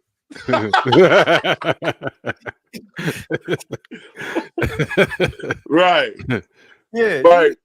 But hey, that's my people's though, because she actually ended up marrying the other dude that lived behind me, which was her dude she was creeping with. He was married. And they ended up married now, and they've been doing their thing. That's what's up. Speaking of Conley, boy, everybody was smashing his wife. Yeah, his little wife, yeah. Hey, Ashley was my favorite dude over there. One of my favorite dudes, because he was a comedian, bro. He was that dude. If you can't, and then like you said, like if you can't take no jokes though. He was the wrong one to start joking with though. Oh, he got down. Yeah. He gonna go hard. He ain't gonna quit. Relentless, huh? He's one of those. John. Okay. Yeah. The eyes gonna be hurt from laughing so much, bro. Yeah. It's gonna be like almost like he really real with his jokes. You know what I'm saying? You know how the joking don't becoming jokes no more. Like really feel. You know what I'm saying? Yeah. You're like, it's so much truth to the joke, but it's still funny as hell. Yeah. Yeah, man. That's what's up. Yeah, hey man, it's all good, bro. Hey, Steven, I won't keep you on too long and shit, you know. No, that's good. I appreciate it, man. I'm glad we got to reminisce and talk that talk. Yeah, man. I gotta get Ashley on here, man, so he can joke around a little bit. Yeah, he gonna be clapping. I'm gonna have to tune in on that night. Yeah, bro. I'm gonna have to hit him up, man, and shit, man. And George was cool too, man. Yeah, BG. Yeah, yep. BG, yep. And you know I'll be seeing your boy every now and then, Knicks. Yeah, his son in the NBA now, ain't he? Yeah, he in the NBA play. He was playing with the Rockets. I think he might be with Minnesota now though. Oh shit. His name is Deshaun Nix. Deshaun Nix. Yep. Yep. Yeah, man, that's what it is, man. Shit, man. Hey, Opulent, I'm telling you, man, this like my brother, man. I mean, this is my brother, man. You know what I'm saying? Already. Brother. If he got a problem, he know who to call. I tell my wife all the time. I tell her all the time. I don't want to make that call because I know it's going all the way there. No, seriously though, bro. But it's good to know that you got that connection, man. Exactly. Yeah. You know? Definitely. Hey, I got a question for you though. What? So tell me about that boxer dude I was telling you about. Which boxing dude? Which one? Oh, The dude that's tough. Yeah. Well, what you want to know about him, man? They say he the hardest hitter out there though. Well, the thing with him is, man, I try to explain this to people, man, but if you really don't understand or don't know him, like I know him, if you watch his fights, he doesn't throw a full punch. He throws half punches. Right. And the reason he throws half punches is because he wants to punish you. He don't want to throw full punches and get you out of there quick. He wants to punish. You know what I'm saying? Like this the real street dude, Steve. You know, I know these motherfuckers from back home. Right. This is a real street dude, man. Like he was boxing in the beginning without even training. This motherfucker was in the streets all the time, man. Ended up in the hospital, man. He got shot a couple of times and shit. Almost lost his boxing career. Then he got locked up for about a good year, some change and shit. They shipped him to Atlanta. Then the lawyer got him out of that shit, brought him back to Puerto Rico, and then got him off on some technicality and shit after about a year and a half of being locked up. And then he went back to fighting again, bro. Like this dude's I tell people he a real life killer, and I'm not just talking boxing. Right. You know what I'm saying? Like this dude is real, for real. Like now the thing with him is, and I try to explain this to people, he's not the business mind. You know what I'm saying? Right. He just fights what they put in front of him, man.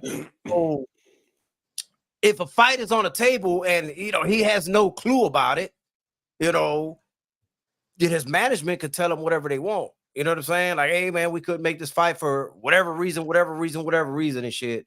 And he just goes with it. You know what I'm saying? Right. So what I say with that is he never ducks anybody.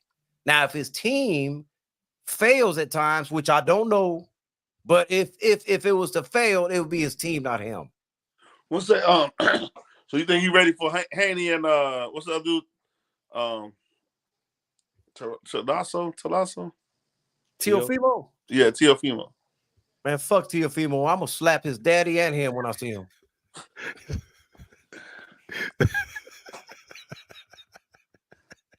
Steve was like, damn. Okay. You hear what that motherfucker said, bro? What? Right, hold on. Let me pull this shit up. Hold up. I'm gonna let you hear it, bro. Fuck that. You tell me once I pull this up if you think I'm taking this shit lightly. He got on speed dial.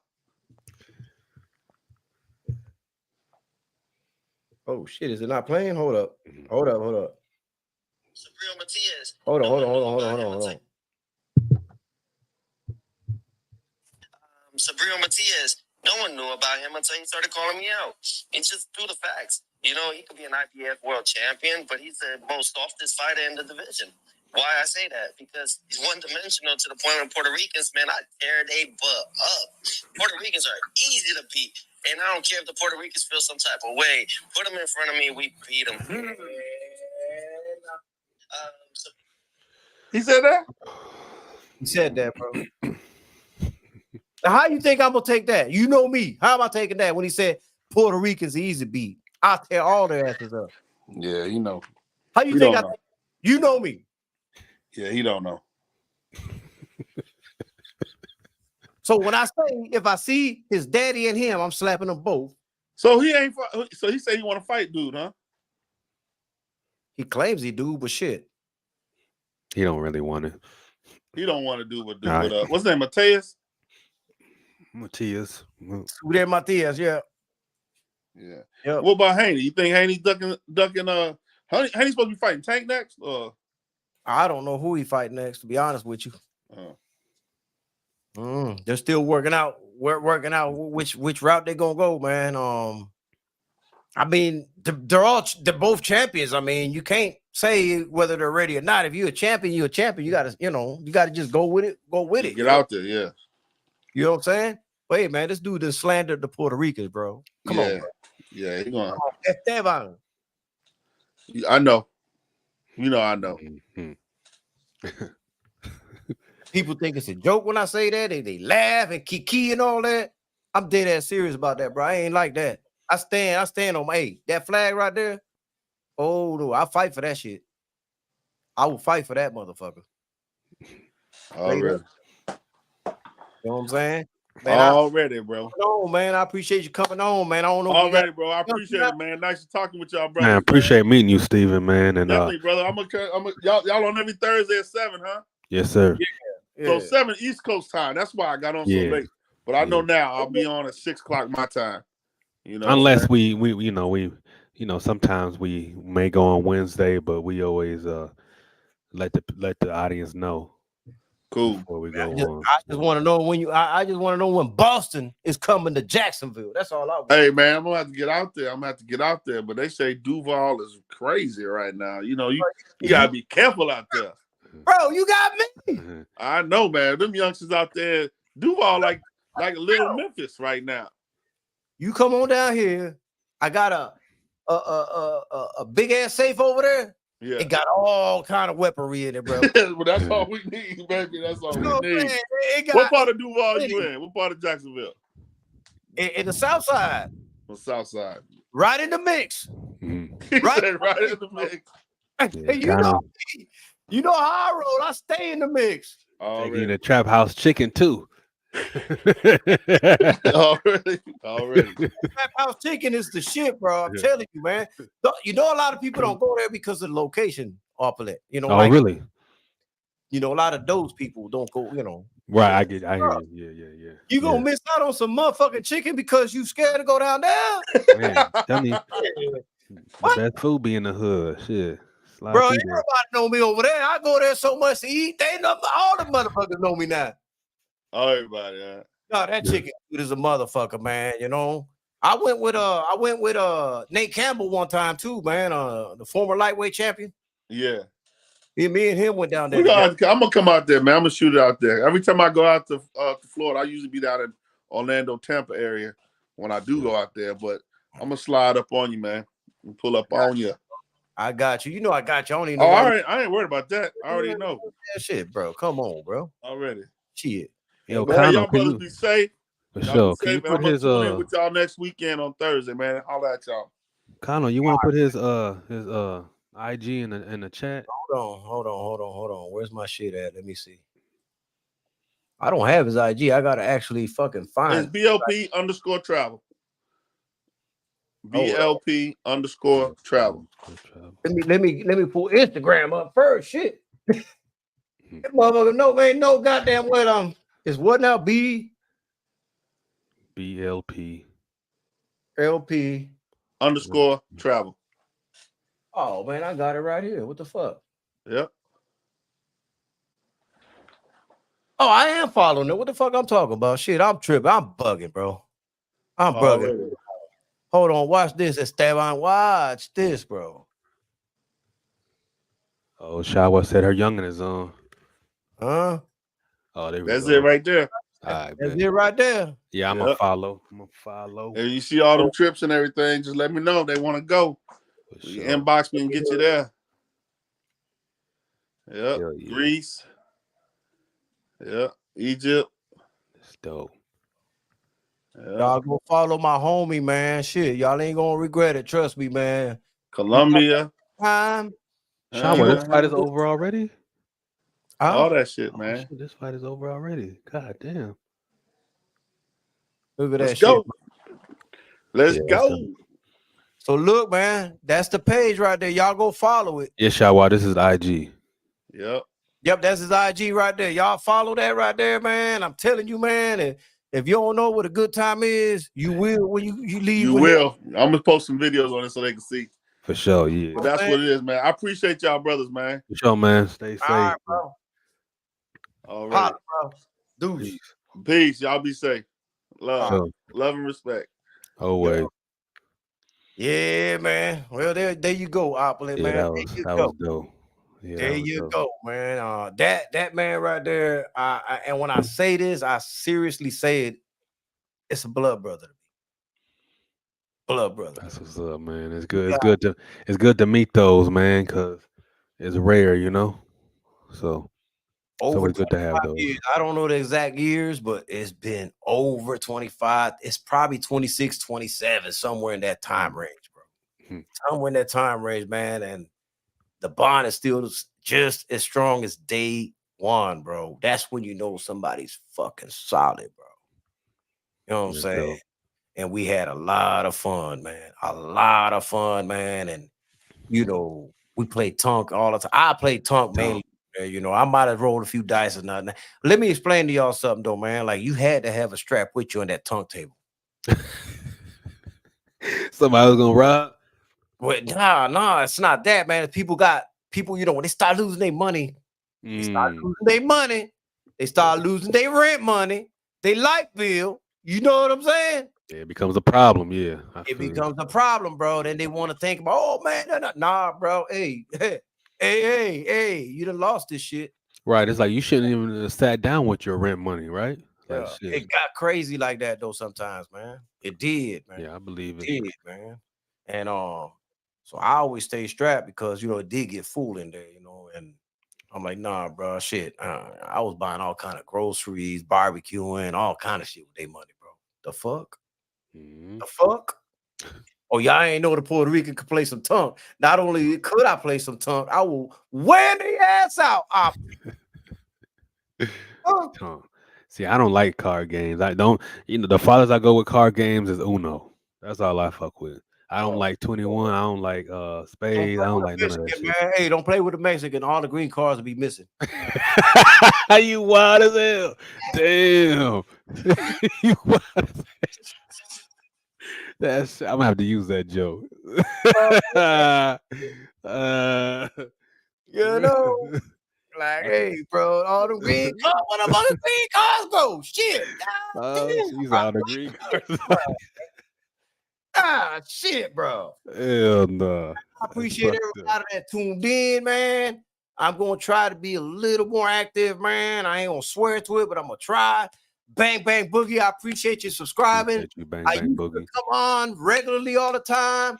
I've been limiting myself to just Thursdays, but I am going to try to do something in between every now and then, man. Try my best. I just been real super busy, man. So I haven't been able to run the channel like I normally used to run it, man. And you know that overdrive and shit right now. So right now I'm in low gear right now. But you know, when I get on that horse again, man, shit. You ain't gonna be able to stop the horse, man. You know what I'm saying? You ain't gonna be able to stop the horse, man. Any last words though? Kano, you can do something maybe every other day. I don't know. Maybe every other day. My schedule been looking kind of crazy though. That's Okay. you know, All right. it's been looking kind of crazy, man. You know, but sometimes I need to just push something to the side and Mhm. at least do a 30-minute live here and there. You know what I'm saying? I need to Okay. push some shit to the side. I need to get back on my studies of Puerto Rican fighters that are up and coming and shit. I need to get back to that.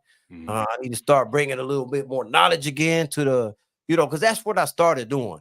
Mhm. That's what I started doing when I started the channel. I was bringing knowledge and bringing recognition to these up and coming Puerto Rican fighters that nobody was giving a line, you know, a little shine to and shit like Right. that. So I got you. I didn't want to do that. I didn't want to just do that. I wanted to expose and bring all fighters out. But since, you know, I want to mix in a lot of Puerto Ricans because, you know, that's who I am. I'm Puerto Rican. And I'm trying to at least bring some, shed some light on some of the young talent that's up and coming, man. I was the Right. first one to talk about Xander Zayas way back in the days, you know, Mm. way back in the days before it was popular to talk about him. and shit like that. I kind of slowed down on that because a lot of those, and this is part of the game, though. It's part of the game, you know. A lot of those fighters forget that you're the one who actually first started speaking on them and bringing them out and giving them, you know, some shine and shit like that, man. Mm. They forget that shit, bro. A lot of them forget that shit, bro. They forget, man. It's like, you know. And I've seen some of them in person afterwards, and they know what it is. They know what it is, man. You know, I let them know. I give them a little chin check. You feel me? I give them a Yeah. little chin check, like, yo, that ain't the way to do business. You know what I'm saying? Ain't the way to do business, man. You never know when you're gonna need somebody like that again. Right. Right. You know, I said, I'm glad you're doing great because I'm always positive on shit though. I say, I'm glad you're doing great.